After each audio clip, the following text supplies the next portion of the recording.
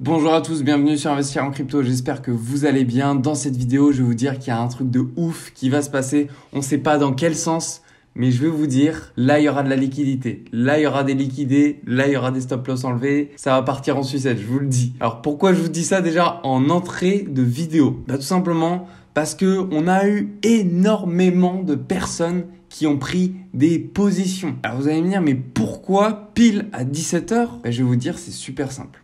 Pour ceux qui ne me connaissent pas, moi c'est Rémi, ici on apprend à investir dans les cryptos et devenir rentable sur ce marché. On voit le Bitcoin, là je vous fais un résumé rapide, très court terme. Je vous ai fait deux vidéos, un sur plutôt long terme, moyen terme et un autre sur plutôt court terme. Mais là je vous fais sur très court terme. Donc tout ce que je vous ai dit, les scénarios que j'ai prédits n'ont pas trop à voir avec ce qui se passe là. Là, je vais vous faire vraiment du court terme. Donc là déjà, moi ce que je peux vous analyser, il y a quelque chose de super intéressant, c'est qu'on a deux zones de liquidité à aller chercher. Alors je vais vous montrer déjà juste ici, vous voyez, donc là on a un equal high, c'est-à-dire qu'on a eu plusieurs rebonds au même endroit, ce qui fait que nous avons eu des prises de position. À la place de ça, je pourrais simplement tracer une trendline, c'est-à-dire une résistance. J'aurais pu mettre ça ici, mais pourquoi je préfère vous dire que c'est un equal high? Tout simplement parce que en vous disant ça, dans notre tête, on se dit ok, il y a une zone de liquidité. Parce que si je vous aurais mis simplement une résistance, peut-être dans vos têtes vous serez dit ah du coup c'est le moment d'acheter parce que ça va repartir vers le bas.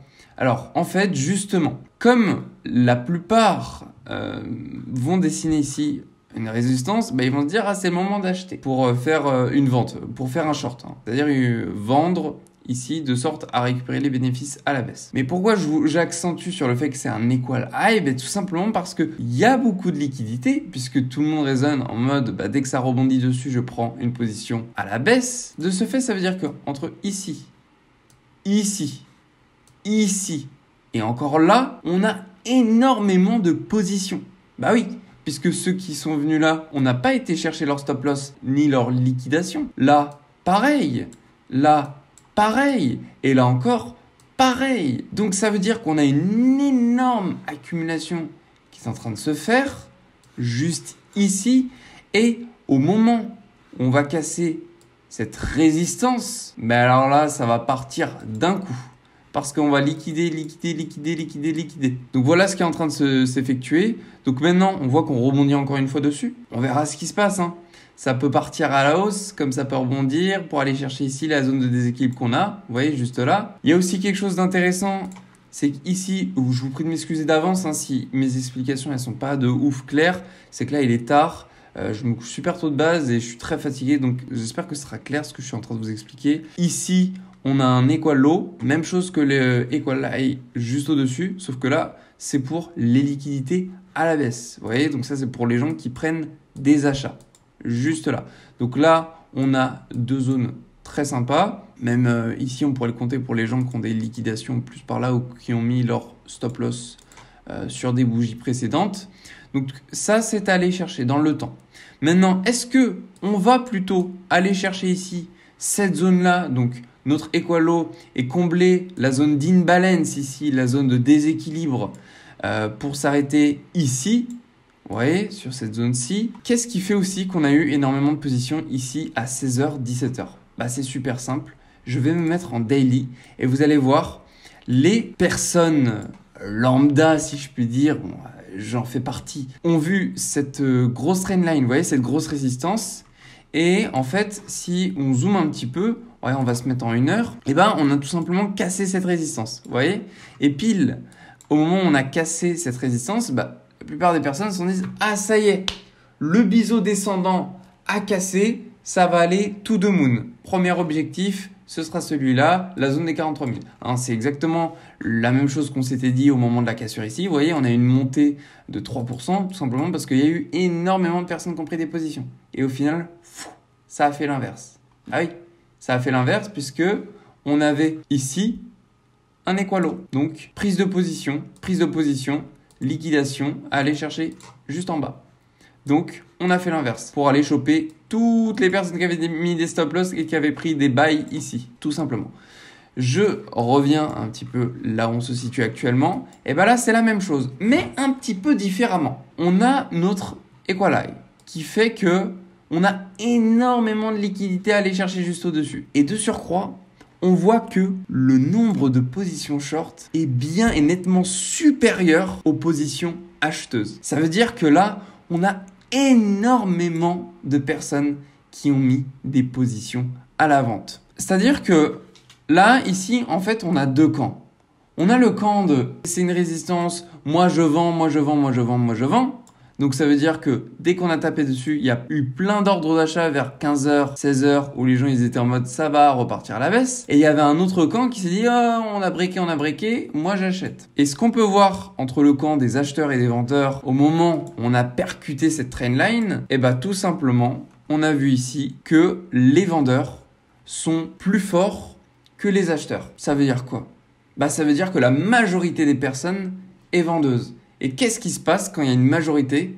On fait le contraire. Vous le savez, j'en vois beaucoup d'ailleurs sur Twitter qui disent « Moi, dès qu'un YouTuber sort, on va partir to the moon, je vais faire l'inverse, comme ça je vais être gagnant. » Parce que c'est souvent ce qu'on dit, c'est vrai. Même moi, dans les commentaires de mes vidéos, des fois, on me dit « Je fais l'inverse de ce que tu dis, Rémi, comme ça je vais être winner. » Des fois, ça me fait rire, je vous le cache pas. Là, moi, ce que je peux vous dire, c'est que là, qu'importe ce qui se passe, moi, j'ai juste deux infos, mais vraiment, juste deux infos qui me disent « On a plus de vendeurs. » Ça, c'est la première info. Et la deuxième info, c'est que là, on a un equal high beaucoup plus conséquent que cet equal low. Ça veut dire qu'ici, on a eu le temps d'accumuler beaucoup plus de positions vendeuses qu'ici de positions acheteuses.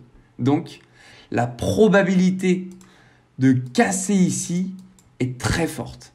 Maintenant, dans le temps, je ne dis pas peut-être que les grosses baleines, comme on aime les appeler, celles qui ont de gros portefeuilles, vont être patientes et vont attendre là qu'on descende comme ça. On prend des positions, et d'un coup, ça peut partir directement à la hausse pour liquider toutes les personnes qui ont pris des shorts. Voilà comment ça peut se passer. Maintenant, à partir de là où on est actuellement, moi ce que je peux vous dire, c'est simplement de patienter, de voir comment le prix réagit et puis si on a une cassure à ce niveau-là, sans hésitation, en tout cas de mon côté, si je suis pas en train de dormir, je vous cache pas que je prendrai une petite position acheteuse. Et comme je vous le dis, je suis pas trader de métier, je fais ça simplement pour m'amuser. Et puis, comme je me perfectionne aussi dans l'analyse technique, ça me permet d'expérimenter. Donc, selon moi, si on doit partir à la baisse, puisque ce scénario, même si on a peut-être plus cette probabilité de partir en haut, faut pas le mettre de côté. Donc, le scénario baissier, moi je dis probable arrêt, stagnation à ce niveau-là. Vous voyez, pile ici, entre cette zone-là et cette zone-là. Ça, c'est la première stagnation. Peut-être que je peux vous montrer sur un autre schéma. Voilà. Ici, on a une zone de prix. Je pense que ça va s'arrêter au bas de cette zone de prix. Cette zone de prix, il faut savoir qu'elle correspond à des trendlines que j'ai pu tracer dans le passé. Maintenant, si on doit aller chercher au-dessus, donc casser cet equal high et combler en même temps ce déséquilibre, alors la target à aller chercher, ce sera ici, la zone des 41 300. Pourquoi ? Parce que ça correspond en fait à l'ancien support et ça vient combler la totalité du déséquilibre que l'on a. On peut le voir en 4 heures, il s'arrête là. On va voir en daily, il s'arrête, il peut s'arrêter là. Mais bon, si on comble la totalité, si on se met en H4, il y en a, ils vont analyser, ça s'arrête jusqu'à là. Ça dépend de la time frame que vous preniez. Soit ça s'arrête ici en daily, soit ça s'arrête là en 4 heures. Dans tous les cas, ça, ce sera amené à être comblé. Maintenant, attention, parce que, comme je vous l'ai dit, ces zones-là, à aller chercher, ce sont des zones de stagnation. Donc, ça veut dire que, quand je parle de zone de stagnation, je pense que le prix, une fois arrivé ici, il aura du mal à passer.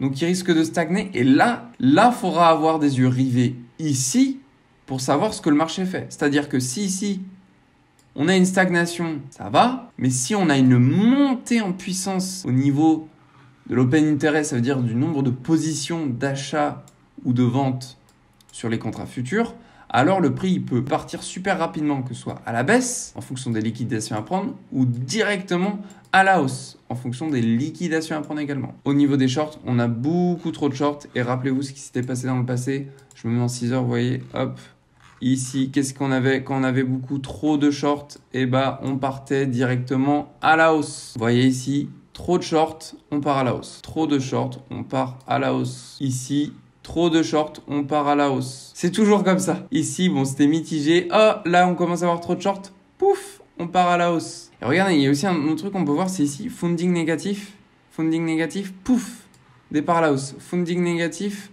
pouf, on part à la hausse. Bon là, petit cas à part quand même, on a fait une grosse chute, c'est vrai. Bon, ici, vous voyez, on est quand même pas mal dans les funding négatifs, donc là, il y a cette probabilité qu'on parte direct à la hausse. On verra bien ce qui se passe. Je vous tiens au courant si entre ce soir et demain, il y a quelque chose qui se passe, mais enfin voilà, je vous ai tout dit. Allez, je vous souhaite à tous une très belle soirée. Prenez soin de vous et n'hésitez pas à me dire ce qui s'est passé dans les commentaires si je me réveille demain et que je vois qu'il y a déjà une cassure à la hausse ou à la baisse. Allez, bisous à tous.